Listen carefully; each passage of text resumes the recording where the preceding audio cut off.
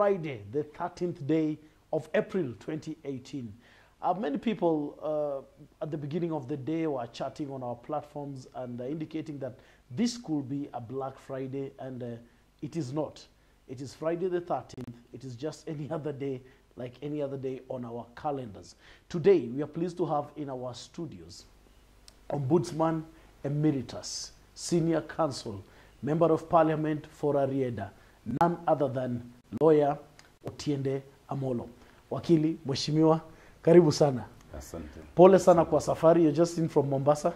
Yes, indeed. And there was an impossible jam on Mombasa Road. Yes. But I'm glad to be here. Very well. We're also glad that you're here. Maybe progressively we will have some lasting solutions about this traffic jam. We will have to, because the snarl up has become impossible. Yeah. Nairobi is literally grinding to a halt. Absolutely. You have been in the news in the last several days, for good reasons, I should say, although some people also have read it differently. Your project, Ondoa Nyasi. And I mean, for a long time, we haven't been having very good or rather positive news from our political scenes. Our political scene has been rather dramatic. So your project, Ondoa Nyasi, what is it all about? Before we get to have a look at the clips of this wonderful thing that you're doing back in Rarieda. Thank you. First of all, I'm not aware that I've been on the news. Oh. For me, I'm not much on social media, actually. Right. My extent of social media is my Twitter handle. All right. And so I'm sure a lot of it goes on without my knowledge. Mm-hmm. Maybe some of my colleagues and those we are within the office might be in the know.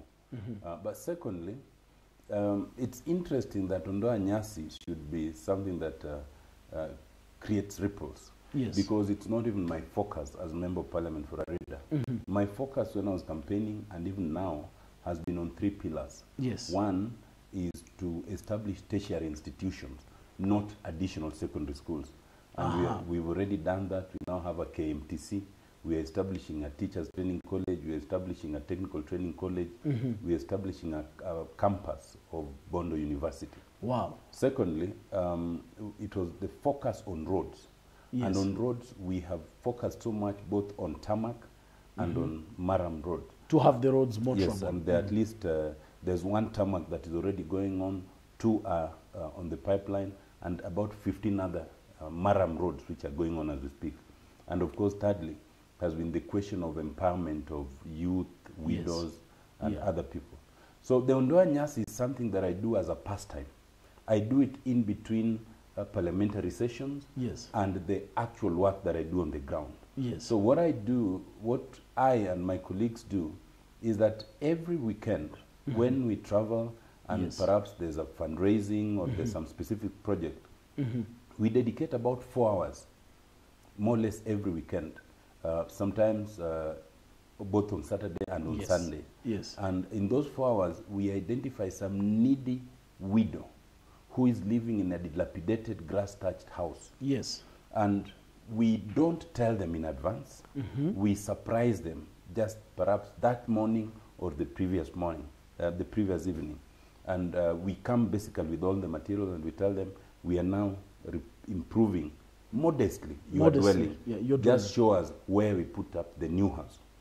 So the Ondoa Nyasi initiative is not supposed to grandiosely change the lifestyle of these widows or these people, but it's just supposed to identify the worst and the most needy of the widows and at least improve their dwelling modestly. Right.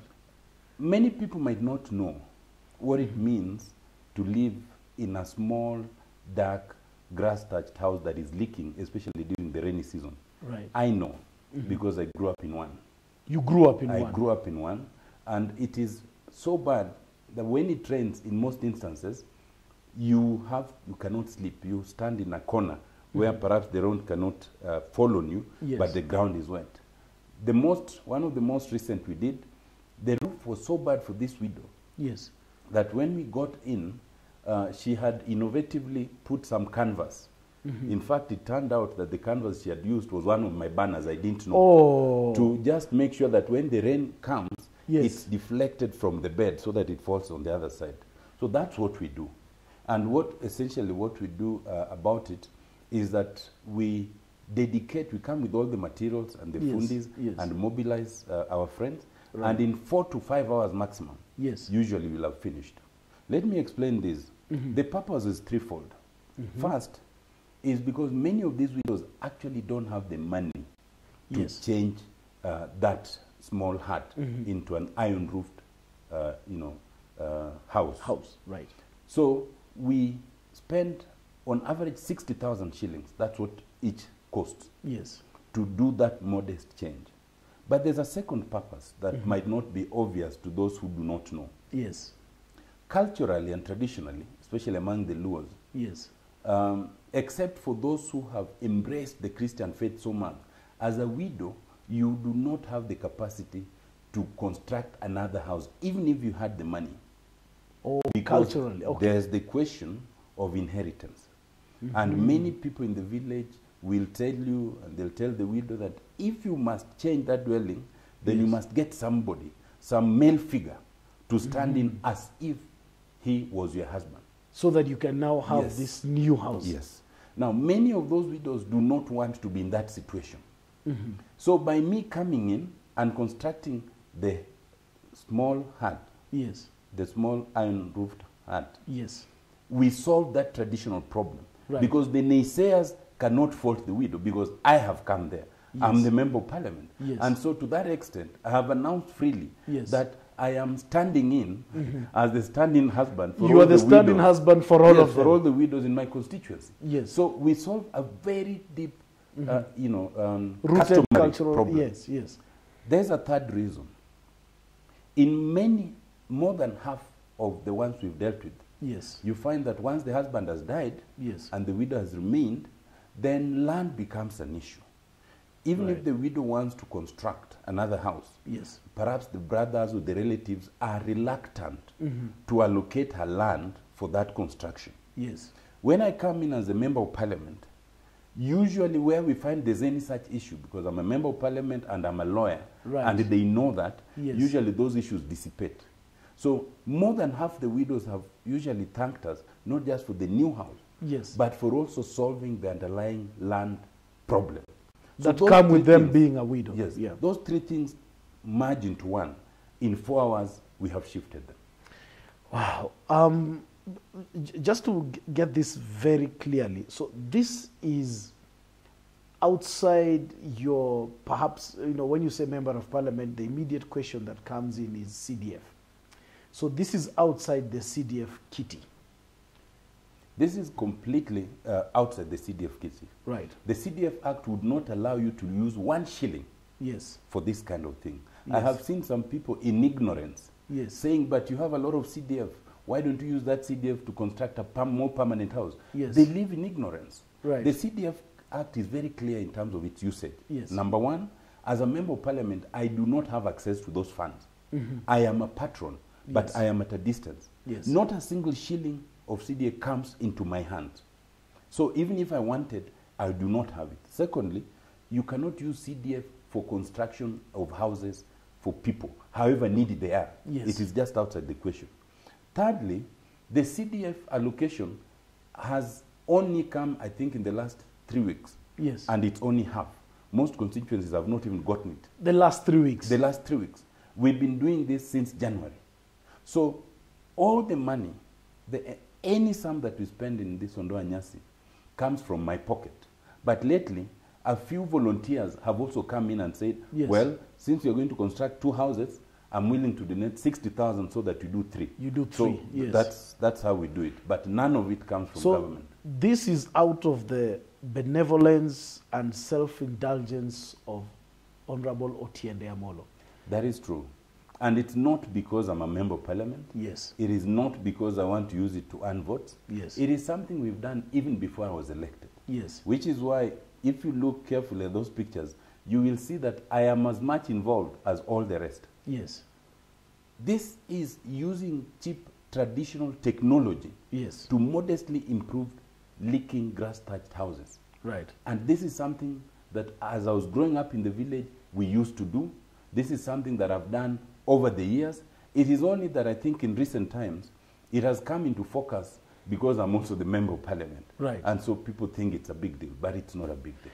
Well, if you're just joining us, this is Opinion 2018, and we are talking to Rarieda Member of Parliament, Honorable Otiende Amolo, who's also a senior counsel and, as we always say it, emeritus ombudsman. He's a former ombudsman who left office honorably. Some people are asking Mheshimiwa, if a house costs 60,000 and you have that money, why not pay a fundi and sit pretty in your office and find out when is this house done? Must you be involved? We've seen you, and we'll be playing the pictures shortly. We've seen you pushing wheelbarrows. We've seen you doing the thatching. We've seen you hammering in the nails.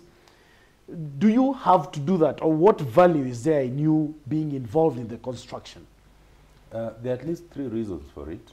One is, as I explained, it's not just money. Yes. There are sometimes the underlying customary yes, and, yes. And other reasons That have to be done. If I am not there personally, then those might not always be solved. Okay. It is conceivable that you can actually go and the family refuse to allow those fundis to construct. True. So my presence there solves all those issues. Number 2 is in terms of time. Right. Ordinarily, if you just hired fundis to do that kind of work, Yes. it would take at least 5 days. But because we are there, and my Yes. presence there attracts many other people, I can tell you, at any time we construct, I usually have, even my friends from Nairobi, Mombasa, Yes. Kisumu, my own friends who are professionals, Yes. we are usually between 10 and 15, all of whom are involved. Now, my presence there and Yes. our presence attracts villagers and other people around. Yes. So at any one time, you find that instead of 5 fundis doing that work, you have 5 specialized fundis, and you have 30 other people Yes. who are doing this or the other. So the result So there are many hands at the same time. is that instead of taking 5 days, that is this. Right. The third reason is the satisfaction Okay. of doing it yourself. Yes. Not just some theoretical idea of sending money, then you are told this house has been done. Yes. But when you are there, Yes. the bondage with the widows, Right. and if you ever listened to any of those widows after the construction, Yes. then you'd see the value. Yes. And it's value beyond measure, beyond politics. Right. That's why I do it myself. Well, you can talk to us on our Facebook page, Nare Online, Twitter at Nare Online, YouTube Nare Online. Send in your comments, your reactions. We're having a discussion with the Honorable Otiende Amolo, Member of Parliament for Rarieda, around his project on Doa Nyasi. And right now we're just going to have a look at some pictures of houses that have been repaired from their dilapidated state to something that has a significant level of dignity for a human being to live in. Take a look.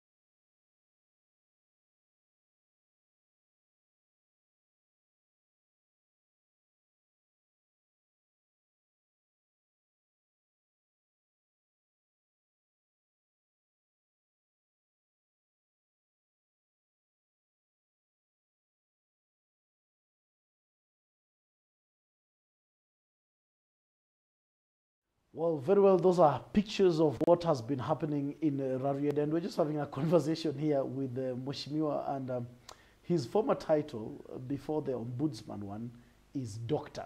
Otiende Amolo. Senior Counsel, Doctor, Emeritus No, Ombudsman. I'm just Otiende Amolo. just leave the title.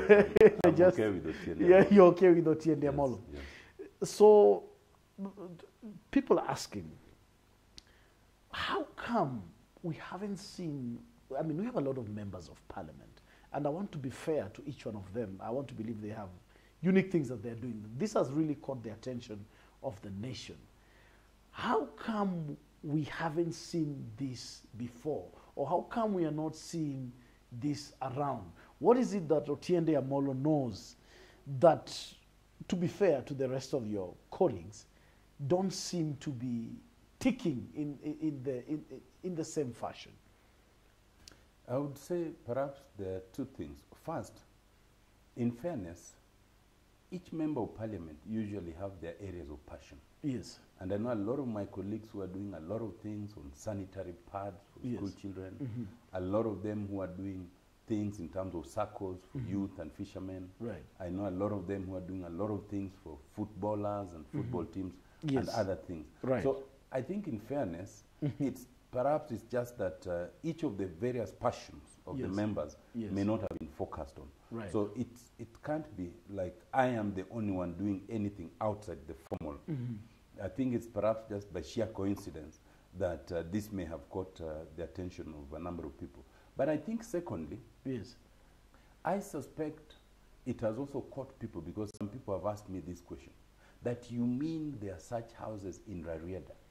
We always thought that Rarieda, given what we've had, is one of the most developed places and people are rich. And so do you find such houses really in Rarieda? We thought there were ambulances parked at every door. I think in fairness, it should be pointed out that every society always has the rich. Yes. But it will always have the disadvantaged and poor. Very true. Even the richest of nations will always have the grossly disadvantaged. Yes. To tell you the truth, there are many beautiful houses in Rarieda. And the level of learning is quite high. There are very many professionals. Yes. Many of whom are also doing a lot to uplift their neighbors and relatives and all. Yeah. But that is not the focus. If we chose to focus to show the houses, the beautiful houses in Rarieda, we will show very many. But the purpose of bridging the gap is not to stay with those who are lucky, those who have the money. It is to pull those who may be grossly disadvantaged so that the gap between the richest and the poorest is reduced. So we go out of our way to do that, and we focus especially on widows. Yes. Because those who are not widowed, we think there is the possibility of them working together to still uplift their lives. But those who are widowed and are unable are therefore the ones to be focused on. Mheshimiwa, now that you mentioned houses, there are some people who've gone out on the internet and they've put posts out there and they've said it's only in Kenya that a member of parliament can build a house worth $500 million and celebrate while building their constituents a mad house. There's a picture going around, and Mheshimiwa, it's already on our screens. Is that your house? I don't use these words easily, but that's idiotic. Idiotic. Completely idiotic. First of all, that is not my house. Okay. That is a picture that some fellow chose to pick from the internet somewhere. Right. My house, if they took time, they would see the picture of my house. Yes. And it's different. Secondly, to put a post like that and to say that house cost 500 million is what I'm calling idiotic. Yes. 500 million is what this government, what the government used to construct for retired Mwai Kibaki. Yes. His house in Mwiga. And you see how humongous it is, including purchase of the land. Yes. Nobody can use that kind of money. Well, I understand maybe some people are. Well, some people can, but, for me, no one can spend that kind of money in their house. But more importantly, where would I get 500 million? They must think I'm rich beyond measure. There's someone who's rumored to have spent 2 billion. Yes, that I've heard. Yeah. I am not as lucky as they are. But now, let me explain why I'm saying it's idiotic. Yes. Other than the fact that it's false. Yes. In figure, in picture, in fact. to argue that if you drive a Mercedes Benz, yes, and you see somebody else walking 2 kilometers to work every day, yes, and you decide to buy for them a bicycle, right, so that at least they can spend less energy, then somebody else comes to say that, why are you driving a Mercedes, yes, and you're buying this man a bicycle? Why don't you buy for him a Mercedes? Right. Is the most idiotic argument. right, Because the idea is not a competition. yes, Not everybody can be equal. Through my work as a lawyer, I was fortunate to have some education and some money. yes, And I've built a number of houses, not like mine, yes, but even in my village, even yes, for some of my relatives. yes, Okay? But that does not mean that if I see somebody who is suffering with a leaking roof, yes, unless I can spend the equal amount of money I spent on my house, then I'd rather let them suffer. That's the most idiotic argument you can imagine. My constituency has about almost 80,000 households. Now, many of them are okay, but Yes. there's a significant number that are not okay. So for anybody to say that if you can't build yes, 80,000 houses like yours, Yes. then don't build, they must be idiots. Well, I also didn't appreciate the comment because I think we should be celebrating good things. But I also just was asking myself, and these comments also came through, that who is this in Rarieda who perhaps may not be happy that Otiende Amolo is doing this kind of thing or alleviating. Perhaps there's a fixed narrative that the people of Rarieda and perhaps the communities in particular parts of Kenya are supposed to conform with, that you're supposed to remain this lot of poor people, and anything that is done that is contrary is then twisted in this fashion. Who perhaps in Rarieda, Mheshimiwa, in your own imagination, could not be happy with what you're doing? Well, you know, the good book tells us Right. that even our Lord Jesus Christ was opposed so much, Yes. was vilified, Yes. and eventually crucified. Right. No mortal living will Yes. be without enemies or those who oppose them. Right. Especially if you also happen to be a politician. Yes, yes, You yes. must remember that to be elected, first we went through a grueling period of campaigns, Yes. then the nominations, Yes. then the elections. But even after being elected, of course, there are always those who are hoping to vilify you or to unseat you. So Yes. for me, it is not that there might be people who find it negative. Right. They have no problem with that. And Yes. let me tell you, quite honestly, I feel nothing. Right. Because the number of people who are poor, who need assistance, are so Yes. many. Yes. If anybody tells me, instead of building using 60,000, Right. why don't you get 600,000 Yes. so that you build that widow a proper permanent house? What stops them from doing it? As we speak now, Yes. I have almost 200 widows, and they can do it. Anybody who tries to denigrate it Yes. by using warped arguments now, I intend to be relevant because the only people absolutely Knows where it pinches. Mrs. Kennedy, you're saying, I thank you, bless you, Nyasi Initiative. Wamu Basil Buta, Vidija, later. Mheshimiwa, you're beginning to be baptized here. Titi Oyando, Mheshimiwa, please